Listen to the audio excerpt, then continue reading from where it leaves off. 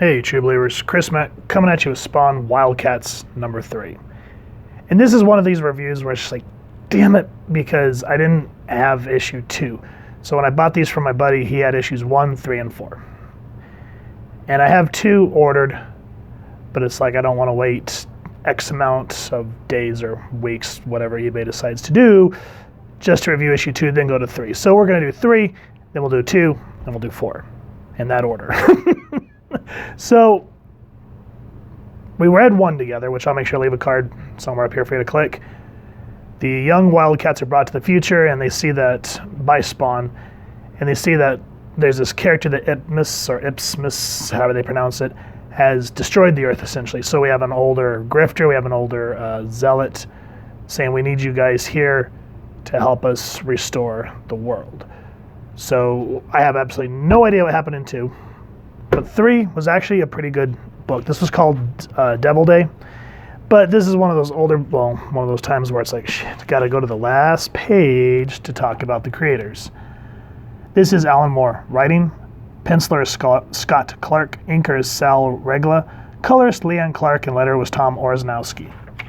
And then I kind of flipped this over and I went, that's kind of cool. They had a Savage Dragon line that actually had the Ninja Turtles. I never knew that. So, you know, the more you know.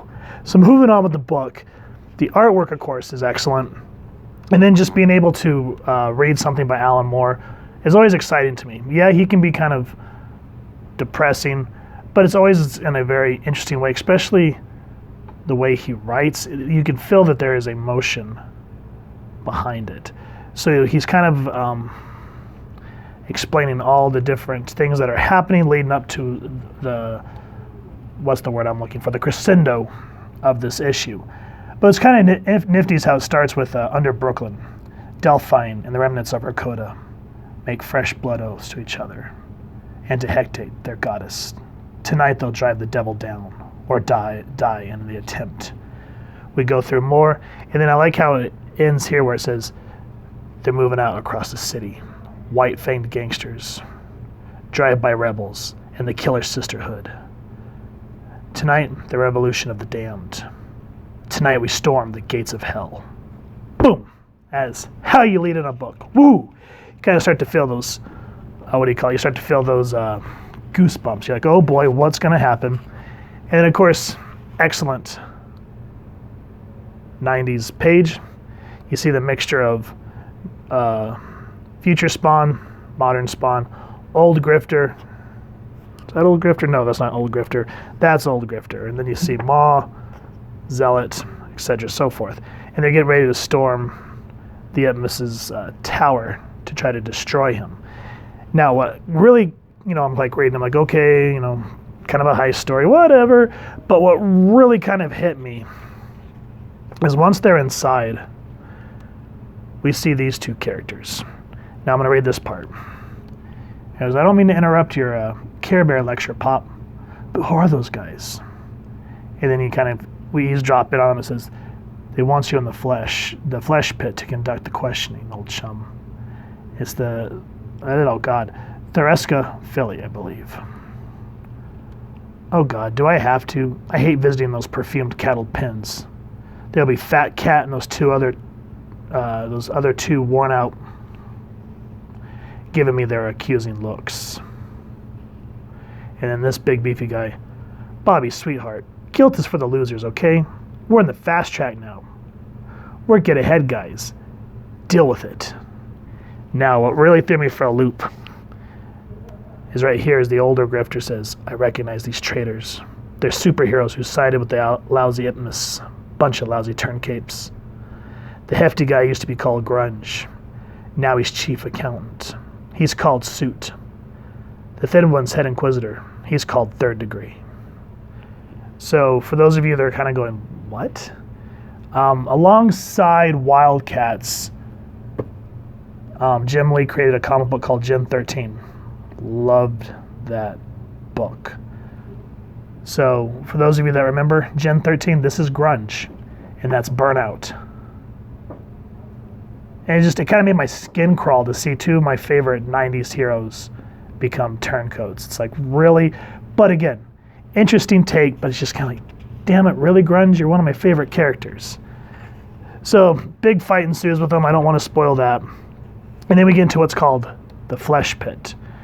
And so it's essentially a harem. Now, spoilers, if you want to read this series, we kind of start getting into some reveals of who these characters are.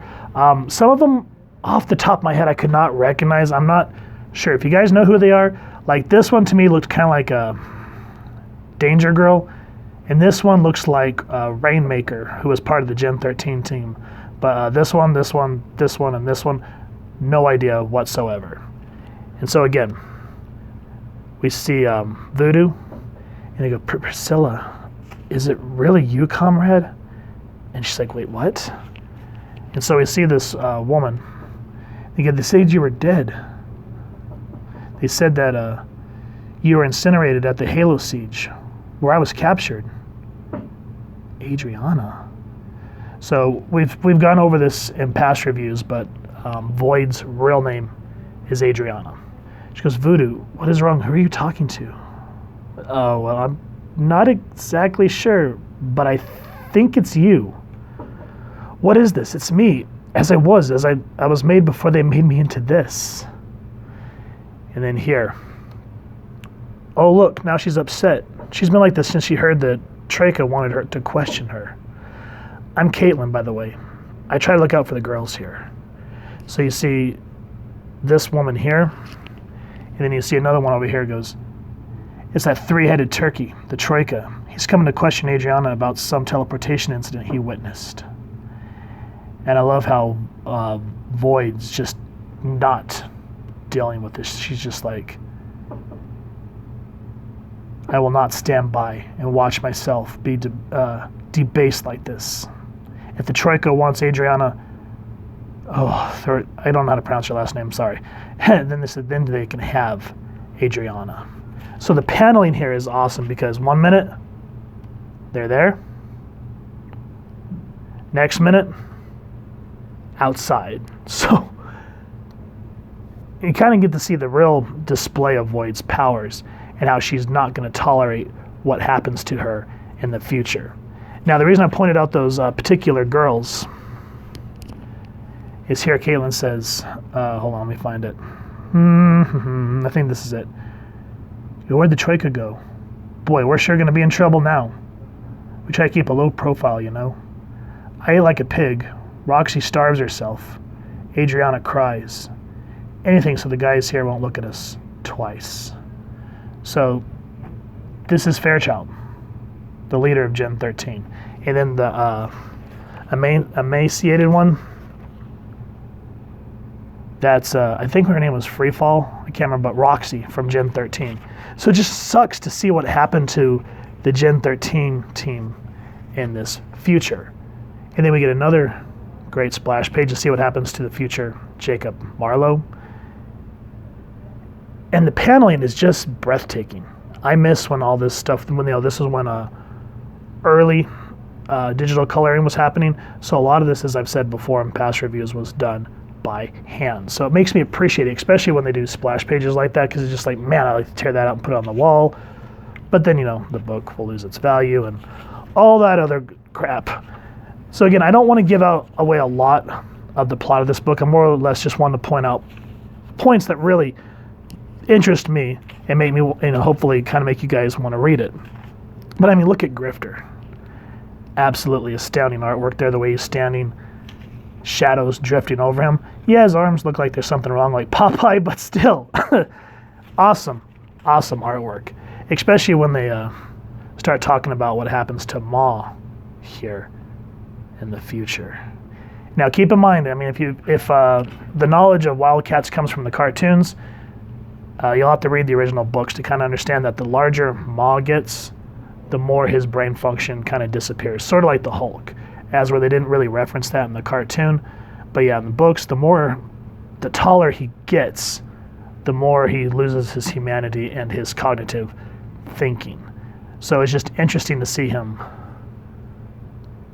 this tall. So again, this was a great book. Kind of a short review, but a lot of the times I've noticed that when a book is great and I enjoyed it, it ends up being a short review.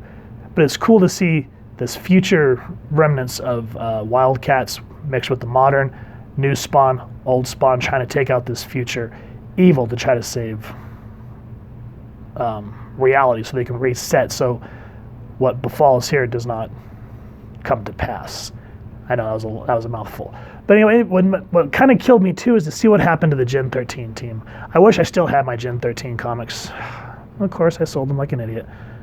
But heartbreaking to see what happened to Burnout, Rainmaker, Fairchild, and Grunge, and all of them. It's just like, damn. But anyway, we'll be going over issue 2, and then we'll go on to 4. This has been a relatively interesting read, and Alan Moore being at the helm of it, I'm excited. So if you guys have enjoyed this comic book, please first and foremost support your local comic shop and pick up a copy. If you've enjoyed this review, we really would appreciate if you take a moment to like, share, and subscribe. It helps the club channel more than you could possibly know. And if you won't mind hitting that fancy little Wildcat roar bell next to subscribe, that way as we continue to upload content, you guys get notified.